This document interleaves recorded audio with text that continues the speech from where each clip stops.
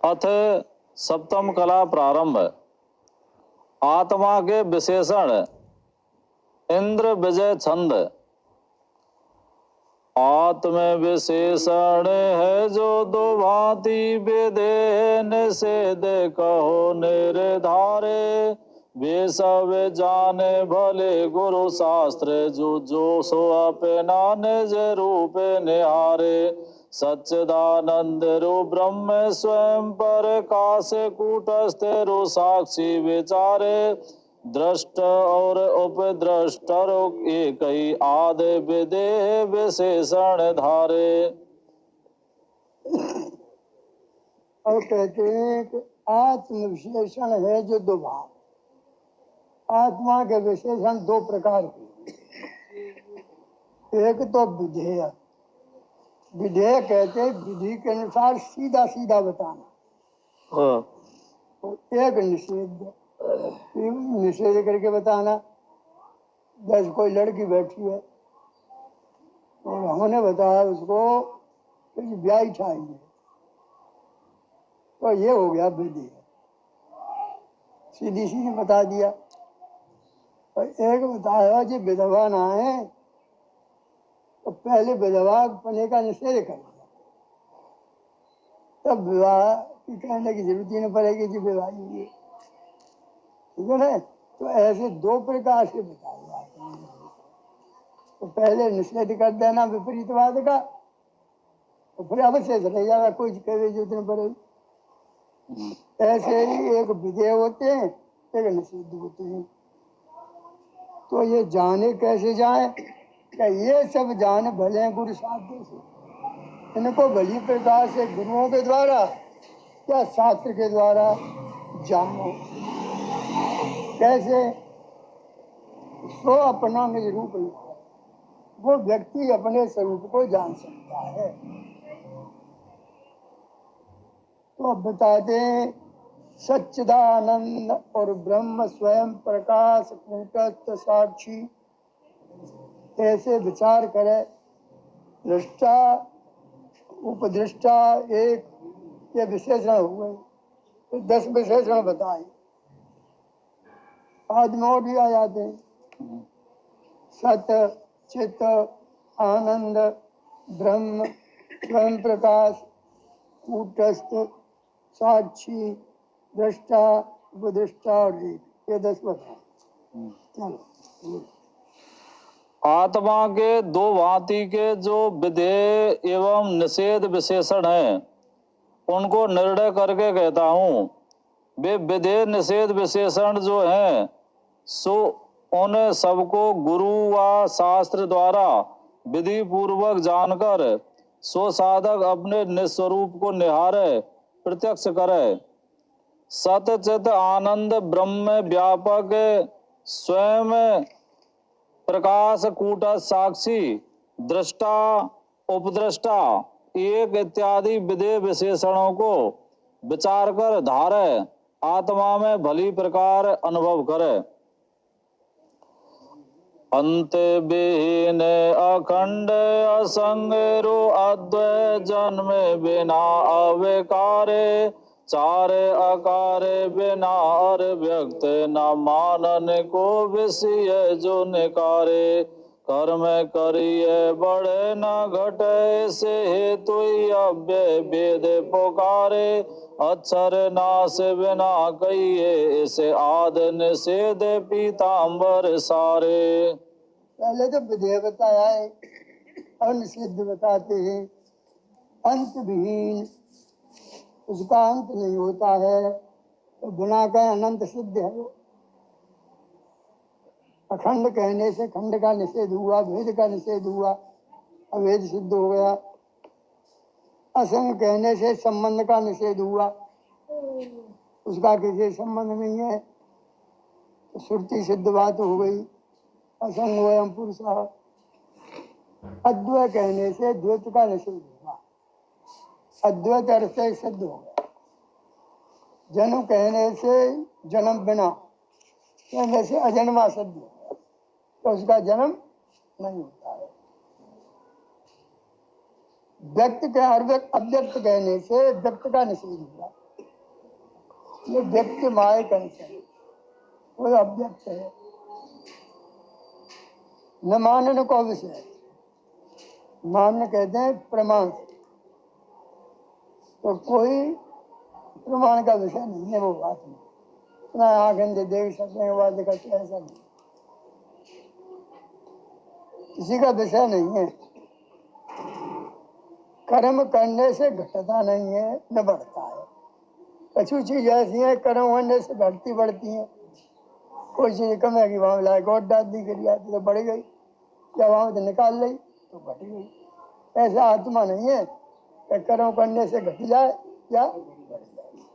तो कर्म करिए बढ़े न घटे, इस कारण से वेद अव्यय कहता है, वह नहीं होता, घटता नहीं।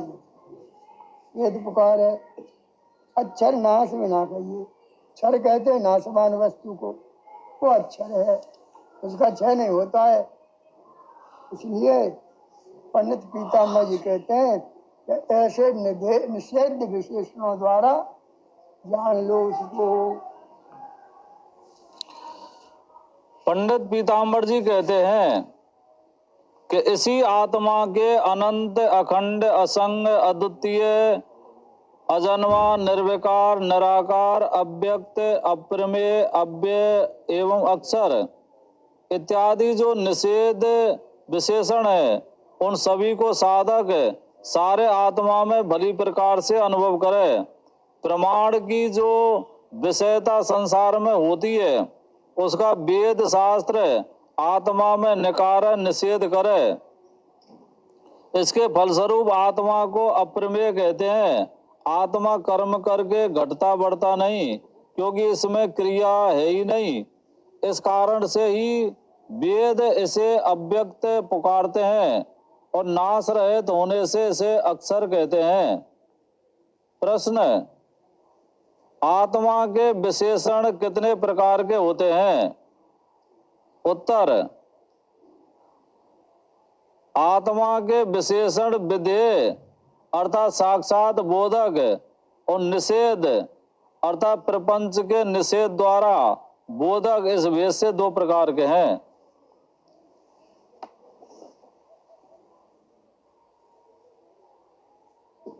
जो बताया है आत्मा के विशेषण कौन कौन से हैं? उत्तर, सत चित आनंद ब्रह्म स्वयं प्रकाश कूटस्थ साक्षी दृष्टा उपदृष्टा एक इत्यादि आत्मा के विधेय विशेषण हैं। प्रश्न, आत्मा सत कैसे है? जिसकी ज्ञान से या और किसी से भी निवृत्ति होवे नहीं, सो सत है। आत्मा की ज्ञान से या किसी से भी निवृत्ति होवे नहीं, अतः आत्मा सत है। आत्मा चित कैसे है? अलुप्त प्रकाश सो चित है, क्योंकि आत्मा अलुप्त प्रकाश रूप है, अतः आत्मा चिद है। प्रश्न, आत्मा आनंद कैसे है?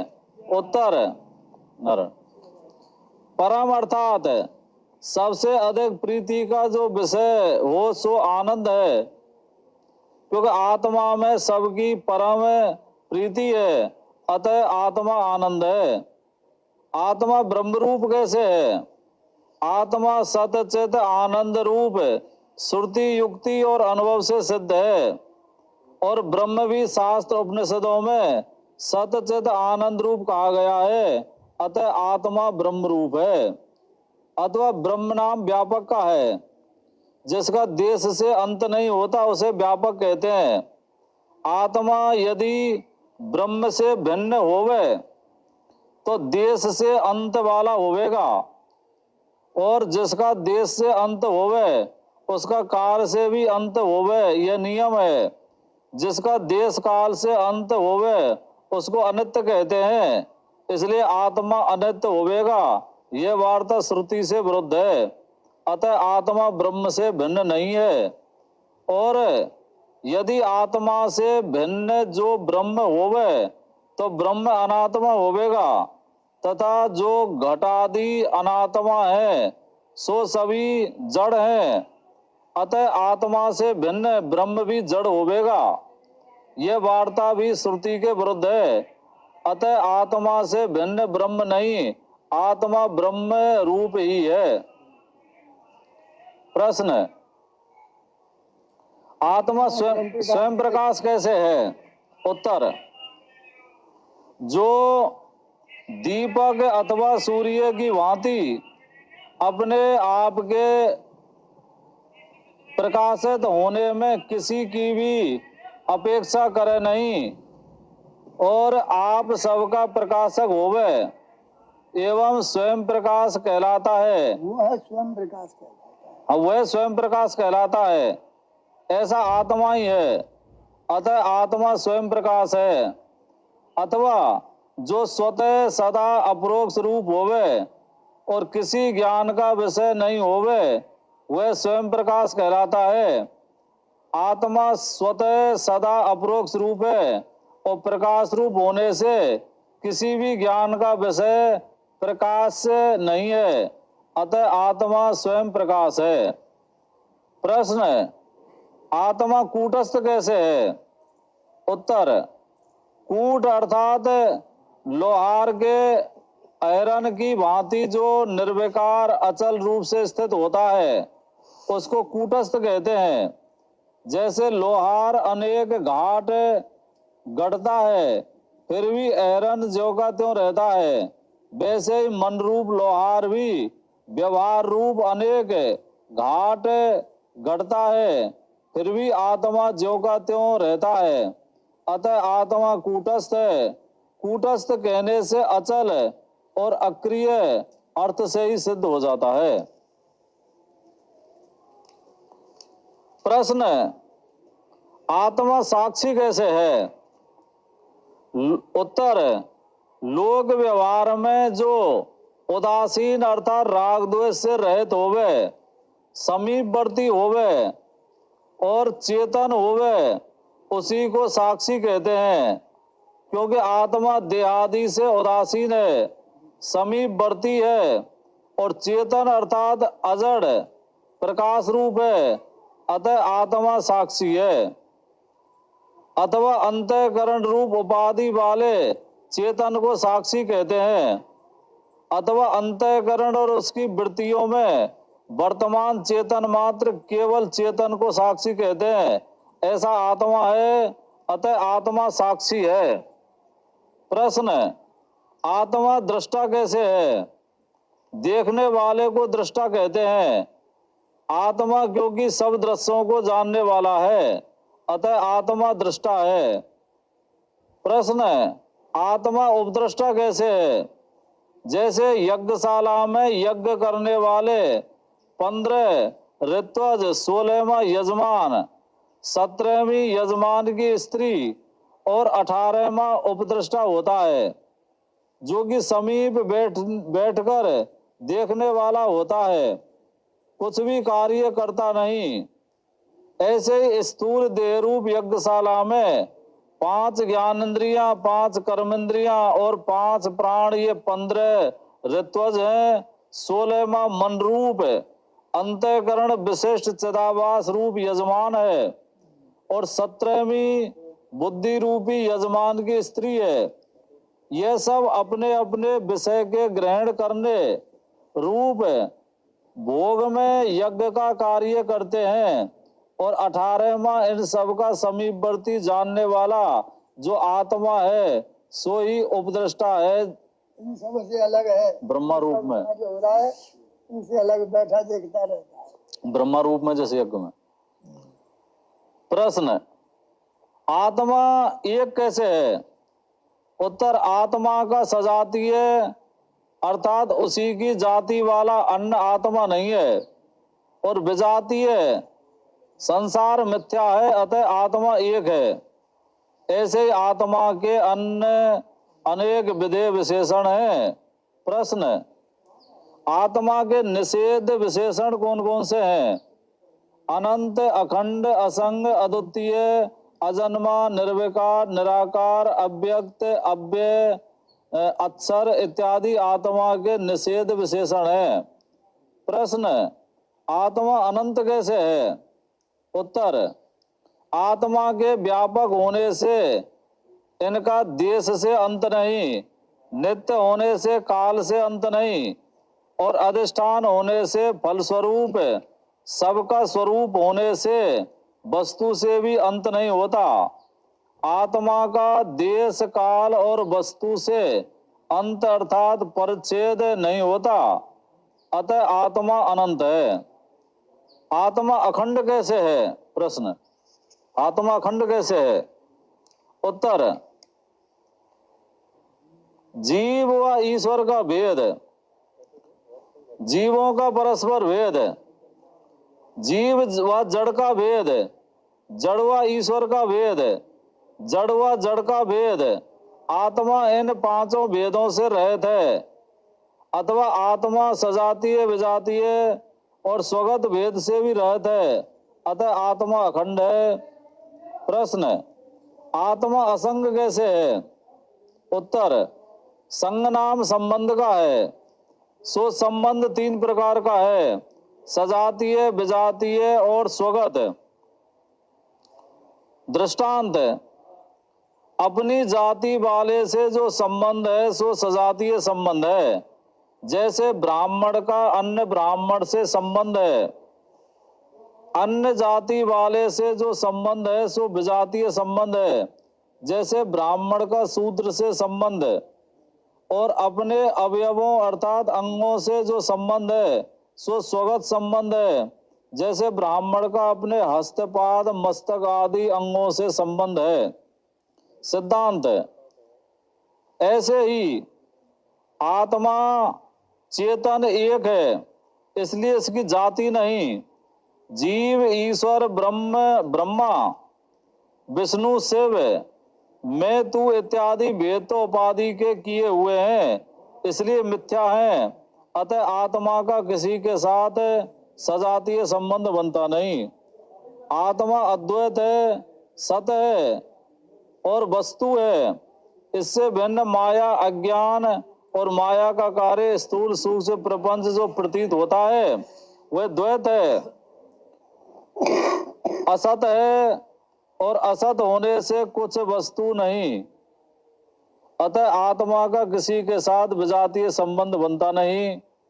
और आत्मा निर्वयव है। सच्चिदानंद आदि तो आत्मा के अवयव नहीं, किंतु एक रूप होने से आत्मा का स्वरूप है, अतः आत्मा का किसी के साथ स्वगत संबंध बनता नहीं।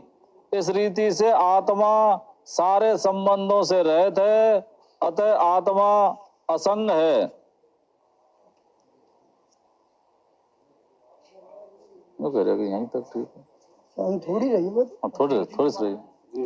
आत्मा, प्रश्न, आत्मा अद्वैत कैसे है? उत्तर, द्वैत जो प्रपंच है सो स्वप्न की भांति कल्पित है, होने से वास्तव में सत्य नहीं है। अतः द्वैत से रहित है, होने से आत्मा अद्वैत है।